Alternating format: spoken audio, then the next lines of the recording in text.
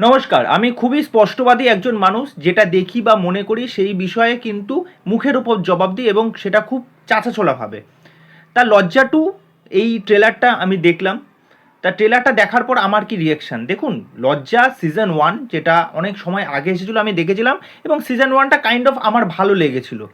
আর যেহেতু হইচই কিছু অডিয়েন্সকে ক্যাটার করে তাদের কাজগুলো আসে, এটা তো অস্বীকার করার জায়গা নেই যে তাদের এই কাজগুলো যতগুলো আছে এই ওমেন সেন্ট্রিক কাজ, যেটা বেশিরভাগই ডাইরেক্ট করেন হচ্ছে দি অদিতি রায়।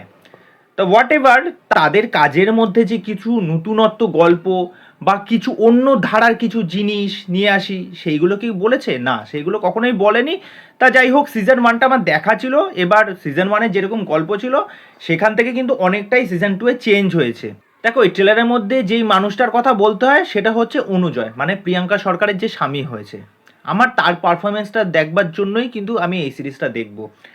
আর এবার অনেকে হয়তো বলতে পারেন, কেন মেয়েদের ওপর নির্ভর করে কাজ, ওমেন সেন্ট্রিক এরকম একটা কাজ, আপনি এই কাজকে সাপোর্ট করবেন? দেখুন, ওমেন সেন্ট্রিক কাজ এইগুলোকে সাপোর্ট করে আমি দেশের বা দশের কী করব? বরঞ্চ আমার পাশের বাড়ি কোনো একটা মেয়ে বা আমার পরিচিতির মধ্যে কোনো একজন দিদি বা কোনো বোন বা কোনো মহিলা যদি বিপদে পড়ে, আমি বরঞ্চ তার পাশে থাকবো বা তাকে নানারকমভাবে সাপোর্ট করব।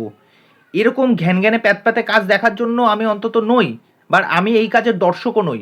যেহেতু এটা সিজন ওয়ানটা আমি দেখেছিলাম, সেই জন্য কিন্তু আমি সিজন টুটা দেখব যে অ্যাকচুয়ালি কী করে।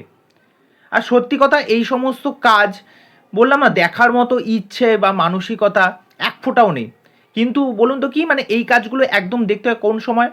মানে এখন এক ফোঁটাও কোনো কাজ নেই, বেকার বসে আছি, ভালো লাগছে না, চলো এরকম একটা সিজন দেখে নিই। এই কাজগুলো হচ্ছে সেরকমই কাজ।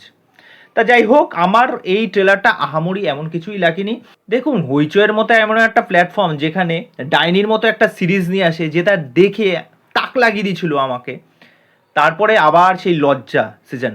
আর এই সিজনগুলো সবচেয়ে বড় দোষ কি বলুন তো, প্রচুর গ্যাপে গ্যাপে আসে। মানুষ গল্প কি, প্লট কি হয়েছিল, এই জিনিসগুলো আবার ভুলে যায়। হ্যাঁ, হয়তো সিজন টু যখন শুরু হবে তখন ফার্স্টে ওই জিনিসগুলো আবার রিক্যাপ করে রিকল করে আবার সমস্ত কিছু দেখিয়ে দেবে। কিন্তু বলুন তো কি, ওই ইচ্ছা বা বাসনা যেটা থাকে না, সেটা কিন্তু অদ্ভুতভাবে কিন্তু চলে যায়। আপনারা যারা সিরিয়াল দেখেন, তা বেশিরভাগ তো এখানে মোটামুটি কাকিমা জেঠিমা ওয়ান কাইন্ড অফ মহিলাদের জন্য এই কাজগুলো। তা তারা দেখবেন প্রত্যেক দিন তো একটা সিরিয়াল দেখে, সেটা জি বাংলা হোক, স্টার জলসা হোক। যদি 2 থেকে 3 দিন একটা এপিসোড বা দুটো এপিসোড যদি বাদ চলে যায়, হ্যাঁ, পাগলের মতো হয়ে যাবে। তারা বলে, ও মা, এই পরবর্তী সিজনে কি আসতে চলেছে? তাহলে কি ওর বরের সাথে কি তাহলে আর সম্পর্ক থাকবে না? এই মেয়েটা কি তাহলে ভাঙতি দেবে? ও বাবা, তাহলে সংসারের তাহলে কি হবে? তাহলে এ মনে হয় ভেতর থেকে কলকাঠি নাড়াচ্ছে। ভাই, মানে কি বলবো, এই সমস্ত আমার আর কিছু বলার নেই। তা এইগুলোই তো হয়ে আসছে। তা এই সমস্ত কাজ কে দেখবে বা কে সাপোর্ট করবে? আপনি ইনস্টাগ্রাম চ্যানেলে গিয়ে দেখুন এই সমস্ত কাজের জন্য কতটা মানুষ এক্সাইটেড। আমার কথা বিশ্বাস হচ্ছে না, গিয়ে দেখুন না চেক আউট করে।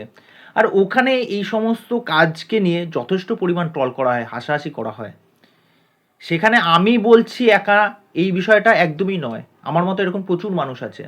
তা যাই হোক, দেখা যাক, কাজটা আসুক, কাজটা আসার পর দেখবো, দেখি এই বিষয়টা নিয়ে মতামত রাখবো। এই বিষয় নিয়ে আপনাদের কি মতামত সেটা অবশ্যই আমাকে কমেন্ট করে জানাবেন। তো চলো, আজকে এখানে শেষ করছি। বাই।